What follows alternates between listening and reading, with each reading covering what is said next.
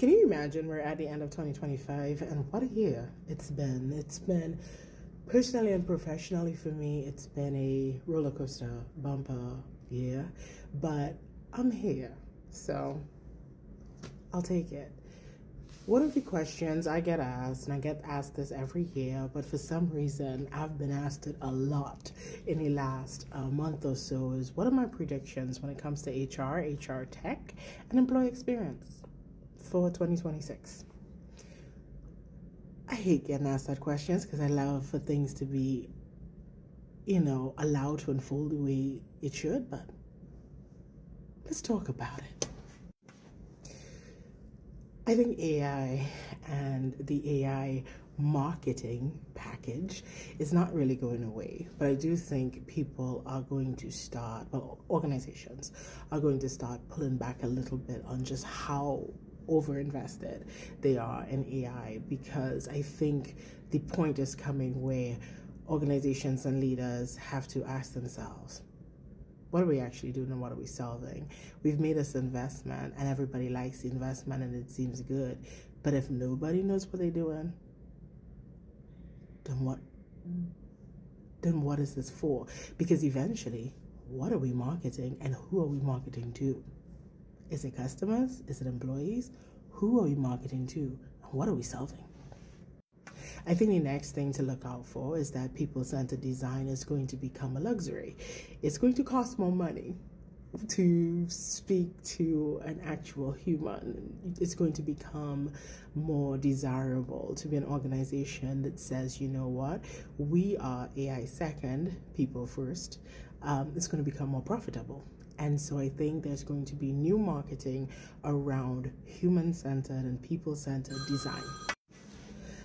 I think leadership is going to be fighting between control and relinquishing some of that power, again, back to employees to increase productivity again, because I think some element of productivity has fallen in people feeling like they're constantly monitored.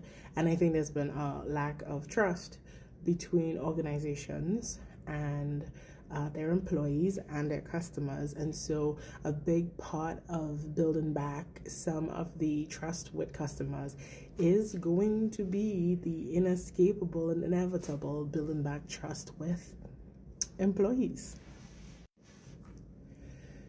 I think technology is going to focus a lot more on law and privacy in ways that it couldn't necessarily do before, because it just wasn't sexy enough.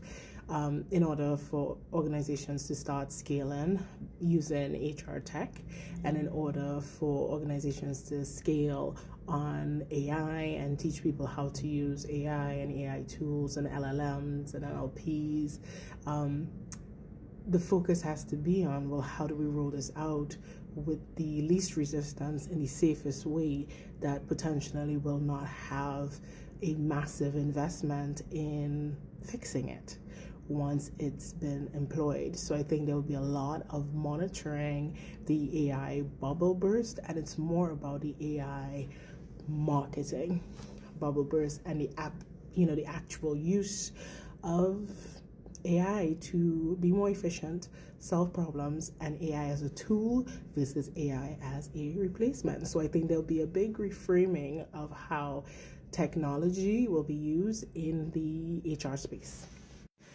And finally, I think there will be a little bit of reintroduction of well-being and experience in the next year, because I think we've overcorrected and it is having negative effects. And that's become clear when you look at what we call the loss of the circle back period, where people just realize how absolutely exhausted they are, and they are at the end of this year. And so I think people are starting to rethink, well, what do I do to feel better? And what does that mean? And if people feel like they're locked into their jobs, how do they find some measure of equity? And organizations are going to have to face some consequences of removing some of that focus. I think data will remain important. It's going to be even more important because now we have to watch the efficacy of tools that are being employed and introduced. And that includes some of the decisions that have been made over the past few years on the workforce. I think workforce planning is going to become even more important. And workforce planning is going to also, how do we make sure that technology is balanced in how we plan hiring, layoffs, turnover, performance. I think there will be some over-indexing on performance metrics in order to right-size, if you will, the workforce. So there's some work that's going to be done in HR. So those are my predictions.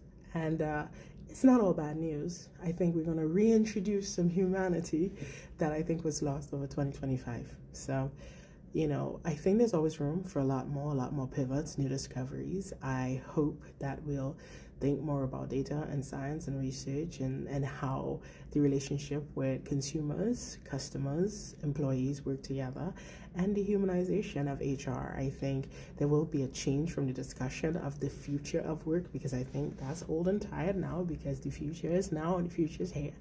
And I think leaders are going to have to find a way to step back from conversations about generational differences and start thinking about how do we balance the workforce in order to get the best organizational outcomes.